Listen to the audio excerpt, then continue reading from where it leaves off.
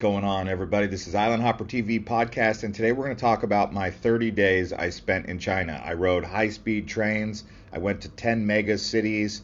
I also used Alipay, WeChat, all of that stuff.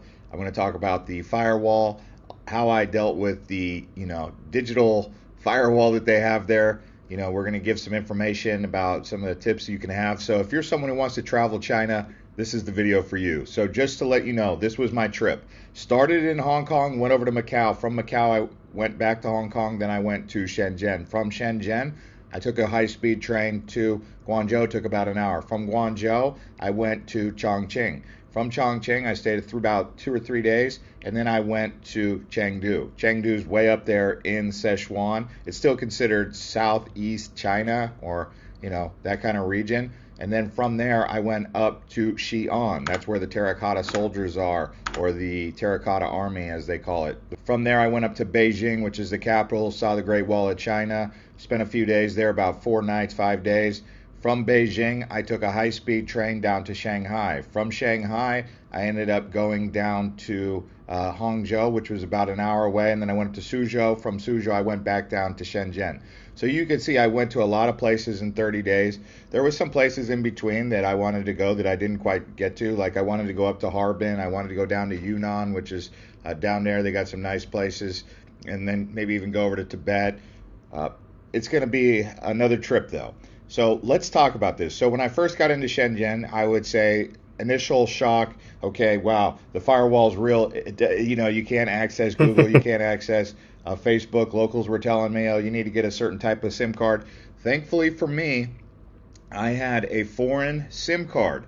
I have AT&T back in the US, and I pay extra for that. And because of that, I was actually able to use Google and all that from my cell phone. The desktop, the laptop situation was a different story, though. So as I was going along, I was kind of like, how am I going to figure that out? Well, everyone was telling me all sorts of different things. They were like, let's VPN or something like that, and you basically have to have one of those like installed on your phone or on your computer before you go if you don't. And so I was just basically like a fish out of water for about 3 or 4 days trying to figure out how to get connectivity and everything. And then once I got the hang of it, then it was all good. But the VPN, the firewall stuff, that's all real. Like you need to be prepared for that, and you need to have things in place before you arrive. Also, before you arrive, I recommend setting up an Alipay and a WeChat. And in order to activate both of those, you need to have a bank card set up to that. What I did was I used my MasterCard and my Chase Inc. Sapphire card. I just linked those up. So you want to have that all set up before you get there, so you're not like fumbling around by the time you get to a taxi and you're like sitting there in the taxi trying to pay. You need to have a 6-digit code. Make sure it's something that you'll easily remember, because oftentimes when you pay by QR code, about 1 out of every 2 transactions, they're going to ask you to verify your PIN. That happened quite often. I found that for me, Alipay just works better. A lot of people, it seem like the locals, they use WeChat once they get the hang of it. So it's like WeChat has a little bit of a learning curve, or it glitches more. But for the tourist, it seemed like Alipay was the best out-of-the-box solution right out of the gate. And inside of Alipay app, you have like Didi, you have Meitaiwan, you have transport cards inside there. Like that app is very deep. There's a lot of stuff in there. They have a translator app. I mean, I've never seen an app with so much in-depth like add-ons in there. It's like a one-stop shop inside of Alipay. And as you get going and traveling around, you'll realize you're like, this Alipay app is amazing. I mean, it's got the monopoly on everything. I mean, WeChat doesn't even really have that. I mean, they have the social integration where you can chit-chat with people, but yeah, I mean, it's a big thing. So moving beyond all of the electronics and digital connections and communication stuff, because you got to have that ready to go, right? I would say that the high-speed trains were very impressive. I was typically riding a high-speed train in first class or business class several times for no more than $300. Like the furthest route, and the 300美元就是2000多，那一般是很少了。比如说从深圳到上海来说，一般来说也就是千把块钱吧。那如果一趟要超过300美元的话，可能得到北京咯。一般的来说是这样的。most I ever spent, I think from Beijing to Shanghai in first class, business class as they call it, and it only costs like $280. And that's like in a capsule pod and everything like that. Reason I do that is because for 6 hours on a train, I don't know, what the seating conditions are going to be like. And for $280, I've paid that to fly on a long haul flight, in the U.S. or anywhere, even around Asia. So to me, it was just worth the convenience to have that capsule pod where the seat like reclines back and you can really relax. They also give you a meal. They give you a snack box. It's just a more comfortable experience. But if you wanted to save money, yeah, you can sit in the basic second class or whatever they call it, economy, and save a lot of money. I mean, you could get it for, I think, like 600 yuan to go from Beijing to Shanghai. That's a really good price on a high-speed train. I pretty much only rode high-speed trains. Actually, the train that I took from Shenzhen to Guangzhou, I'm not so sure that was a high-speed train, although the train moves faster than Amtrak, so to me it's like still a high-speed train. It's just not like one of those 200 miles an hour, like over 300 kilometers per hour trains that you're going to get when you go from, like, I don't know, Chengdu to Xi'an or Chongqing to Chengdu. I mean, those trains were really ripping. I mean, I remember looking at the peak speeds on the big screen and being like, man, this train's really hauling. And actually, when you're going in the area around Sichuan or even in Chongqing where the Yangtze River is there, it's a lot of mountains. So in order to get a high-speed train to go that fast consistently, they have to build a bunch of tunnels. So you're constantly like going through a tunnel and then coming out for like a second or 2 seconds, and then you're going back through a long tunnel, and then you're coming out for like 5 seconds, and then you're going back into another tunnel for 10 seconds. So it's like they had to bore a lot of tunnels to build these tracks because a high-speed train basically needs to go flat in order to maintain its speed. So it's a quite impressive modern infrastructure. I think it's the biggest in the world in terms of a high-speed network. I don't think any other country even comes close. Maybe Japan or like Europe has some high-speed trains, but it's nothing on the scale or distance of what I saw in China. And they keep adding on to it too. So it's like they're not even done. 他说的这个是的确的。现在中国的高铁应该是全球公里数是最多的。其次的话，可能日本应该没多少吧？那美国那边基本上就没什么高铁吧？ On building it. As far as like modern China goes, I like modern China, but actually the real thing that captivates me as a traveler is the ancient China, the old China. The old China, it's not, you don't want to stay like in a hotel from like, the 1950s or the 1940s because the quality is not going to be there. But what I'm talking about is like the ancient China, like the villages, the forts, just basically the old ancient villages, the walking streets. That's the best part of China, in my opinion. The modern stuff is cool to look at, but like other than just looking at it and being like, wow, that's a really nice big building, that's cool, or like that's a really impressive skyline. To me, it's kind of just like Dubai. Like if you don't like Dubai because it's got big buildings, like I mean, the things I like about Dubai is like the Bedouin culture and like the actual culture, not the modern world. I'm not saying the modern world is interesting. It's just for me, it feels like without soul. It doesn't matter where you are, whether you're in the U.S. or China or in the Middle East or Europe. It's like people want culture when they travel. They want to see like what the Chinese people are like as a culture, whether that's food or whether that's the ancient villages, going off into those nature areas like where the avatars are. I think it's called Zijiji. I have a hard time pronouncing that one. Or Guilin. There's lots of different nature places in China, and they got a big desert on the whole west. I mean, the whole west of China is like a whole nother world than the east. I mean, even if you look on a map, it's green basically from Sichuan and the mountains to the east, and then to the west is just like the Gobi Desert or like some big desert just going in all directions until you get to Kazakhstan. Now, as far as the food goes, oh my goodness, food in China is just great. I mean, there's some countries you go to where you're like, man, I'm really craving a cheeseburger. Like, I never really craved a cheeseburger or anything. Like, the whole time I was always wanting Chinese food because it's so delicious. I mean, the spices, they call it the spice orient, I think, back in the old days. And I could see why. I mean, there's just so much flavor in the foods, whether it be like a lamb skewer in Xi'an, like a big old lamb skewer on a willow tree, like stick. Like, all of the sticks are on like actually a tree branch. They're not like fabricated, like, barbecue skewers. They're actual like sticks from like real trees, and they put it on the grill and they cook it right there. And I don't know, maybe the willow tree adds a little bit of flavor to the meat, but you got like big morsels of just lamb or mutton as they call it, You got chicken, beef. I mean, it's just so delicious. And the spices they put on there, it's like curcumin. I don't know what all the spices are on there. Maybe some like Szechuan chili peppers. I mean, the Szechuan chili peppers are an interesting pepper because it kind of numbs your mouth.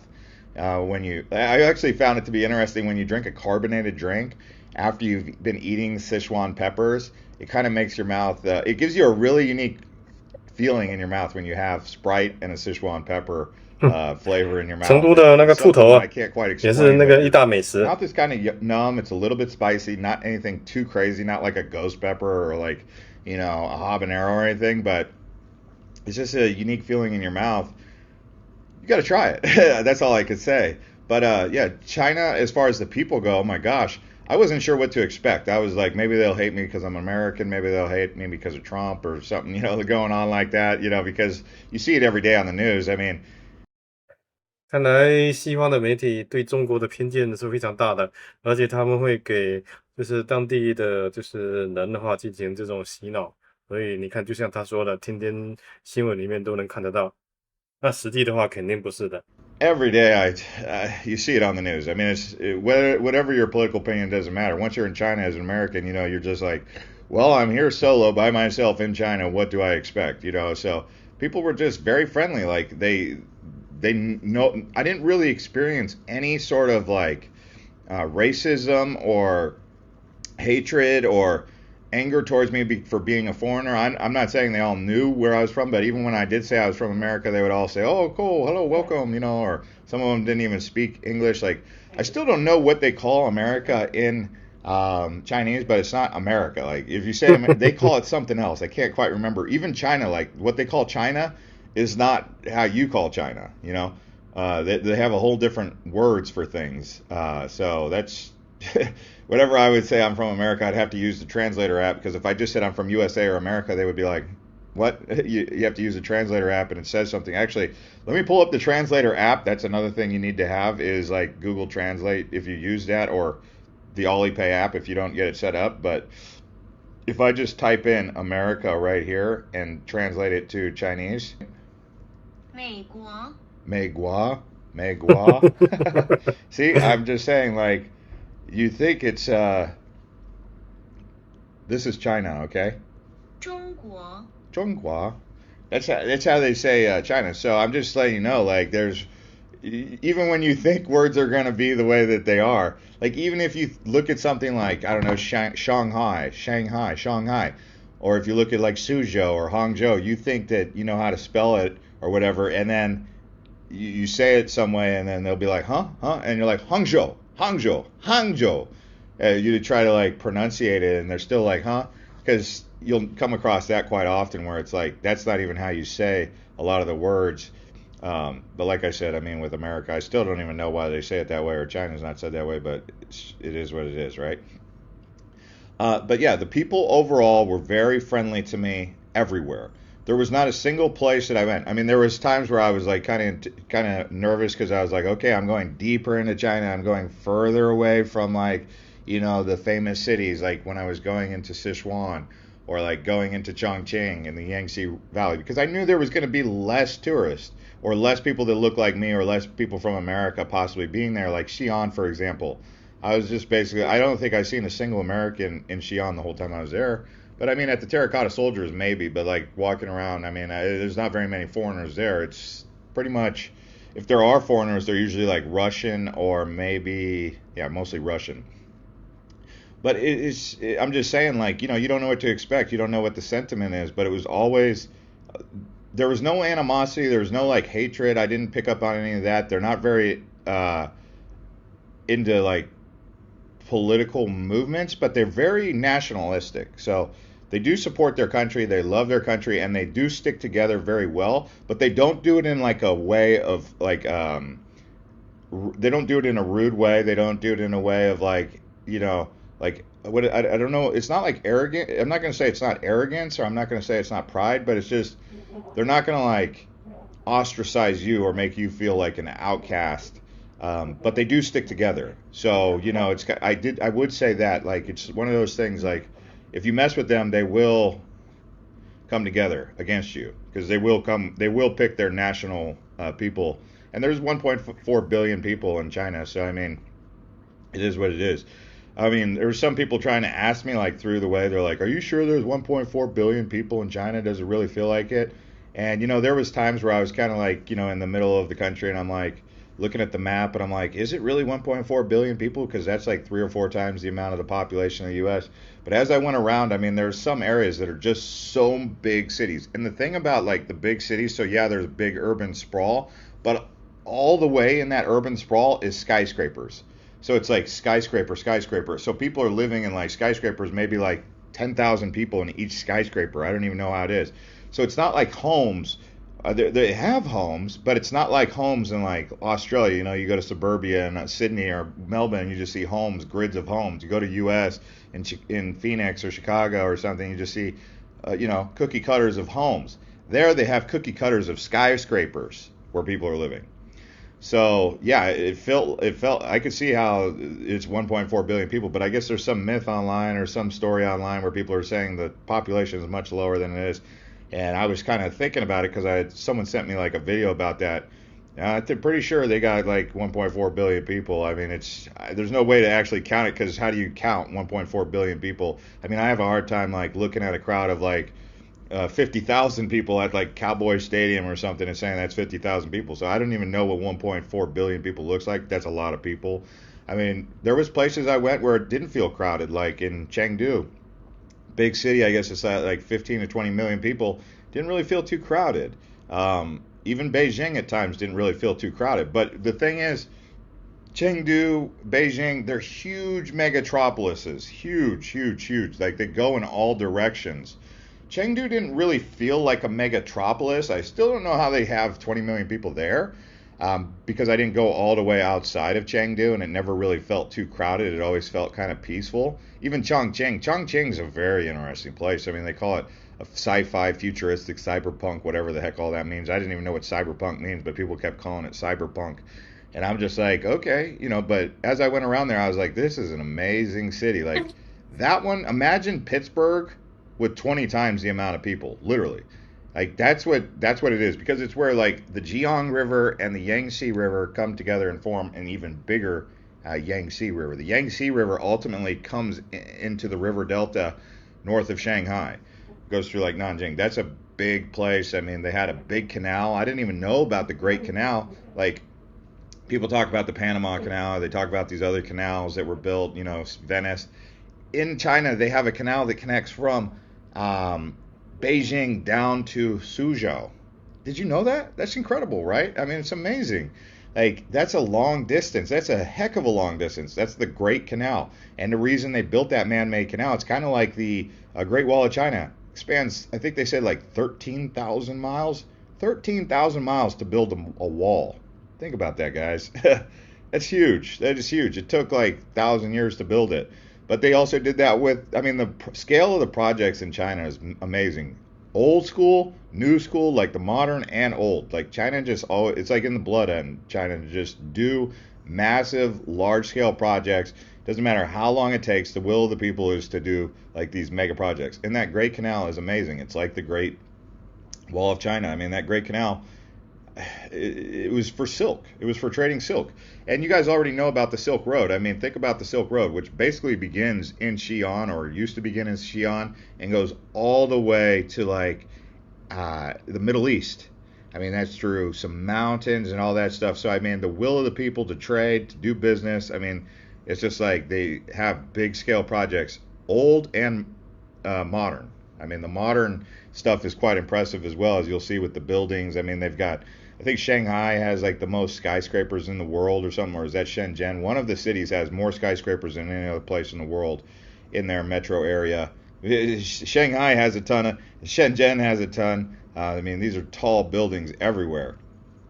But Guangzhou's another city that's just amazing.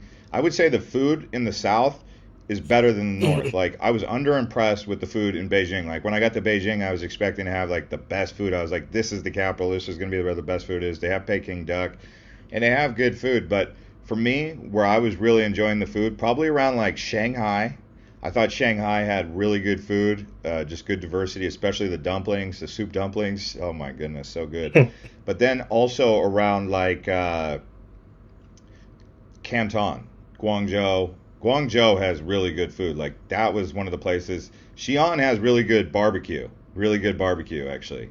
Sichuan's another place. Like I went to Sichuan and I'm like looking it up and they're telling me about like Kung Pao chicken. I didn't even eat Kung Pao chicken the whole time I was in Sichuan. Or like Chongqing, they have like hot pot. You know, it's like very common hot pot in Chongqing. But it was just so interesting. I would say the South had better food, in my opinion, than like the North. I only really went to Beijing in the North. I didn't get it all the way up to Harbin, and I still got to go up to like the area known as like formerly Manchuria or Outer Mongolia, that whole area. I didn't quite get up there, but as of right now, I would say the South has the better food. It's just my opinion so far. Dim sum, another thing, like also what you eat in like Chinese restaurants outside of China, like in the U.S. or Europe, that food cuisine is totally different than what you get inside China. I know that's kind of common with like 我虽然说没到国外，但是我看新闻哦，很多人就会说，就是国外的这些中餐馆的话，有些为了迎合当地人的一些胃口，会进行一些改良，所以地道中国的这边的味道会有所不同，这应该是正常的。you know other foods and cuisines, but like literally what you think Chinese food is not really what they actually eat in China. I mean, they even eat corn. Like corn was a very common food at breakfast buffets or other types of buffets, and as you know, corn comes from the U.S. or like the Americas, right? Like the Native Americans gave the world corn. It's kind of like how the Italians use tomato sauce, right? Like that came from the Americas as well. They didn't have tomato sauce before they found it in the Americas, or chocolate, Swiss chocolate. But corn, they ate a lot of corn, more potatoes than I thought as well. Like there was a lot of potatoes. Like usually you think like rice and pasta. I don't know if this is like a new thing that's coming up. 这种饮食的话，就是各个区域都有各个区域的特点，从南到北都完全不一样。像北方的面食啊，南方的像就是大米啊之类的。Where like the diet is kind of changing, it could be the case, but that was definitely something. I didn't fly into any airports. They do have big airports. I know they have big modern airports just like they have trains. But really there you just need the trains. I mean, that's it. Cash, I didn't really use much cash, although I would take out like 2,000 yuan in cash. That's like $300. And a lot of times that would last me like over a week. Which is a long time considering the pace and the frequency and the amount of stuff that I do when I travel. Just because I'm always, full day for me starts at like 9 in the morning and ends at like 9 at night. So, I mean, I'm doing a lot of activities, filming things to do, and, going around to places. And I wasn't really going through cash. I was mostly just using Alipay quite often. And meals there were like $3, $4, like 16, 18 yuan for like a thing of wonton noodle. I mean, $3 or $4. You're not going to find a meal in the U.S. or in Europe for $3 or $4, or maybe you could, I guess, if you ate at like a gas station or something. But the food, it's like regular restaurant food for like $3 or $4. And that was pretty much all over China. I would say that as far as my favorite cities go, Chongqing is definitely a city you probably want to visit. Xi'an definitely exceeded my expectations. I didn't really know much about it. I just knew about the terracotta soldiers before I went. But that was a city that was quite impressive. Beijing is interesting. I mean, it's the thing about Beijing that I really was impressed with was I didn't realize there was going to be like beautiful lakes and rivers. They have like beautiful lakes and rivers out there. But the city itself is huge. Beijing is a huge city. Shanghai has an amazing skyline, but the top three probably for me would have to be Chongqing, Shanghai, and Shenzhen. No, or Guangzhou. I would say you could do Shanghai or Shenzhen and Guangzhou on the same trip. If you do the Shanghai route, you could probably do like Shanghai, Hangzhou, Suzhou easily. That like little triangle right there. You could do that in a week if you wanted. I mean, you could do like 3 or 4 days in Shanghai, 2 or 3 days in Hangzhou, 1 or 2 days in Suzhou, and then that's a nice little China triangle right there. Beautiful cities. If you wanted to do like the Beijing Triangle, as they call it, or something like that, you could see the Great Wall, and you could see Xi'an, which is also the terracotta soldiers. Or if you wanted to do Canton, you could easily do like Hong Kong, Macau, Shenzhen, and Guangzhou. If you wanted to go to Zhuhai, you could also do that. So it's a really interesting trip. Hope you guys enjoy. 最后看来这个影片的话，其实我看了一下这个，就是美国博主到中国游玩的这几天的，包括他说的内容哈，我觉得还是比较中肯的，基本上没有什么特别的，就是不符合的一些地方。那如果大家说实话，就是对中国的话，就是说有什么看法或什么之类的，我觉得不要评论在西方的这种媒体上，你真的应该来中国亲身的体验一下，你才会知道哦。原来中国跟你在西方媒体上看到的内容完全是不一样。那今天的分享就到这里，谢谢大家的观看，拜拜。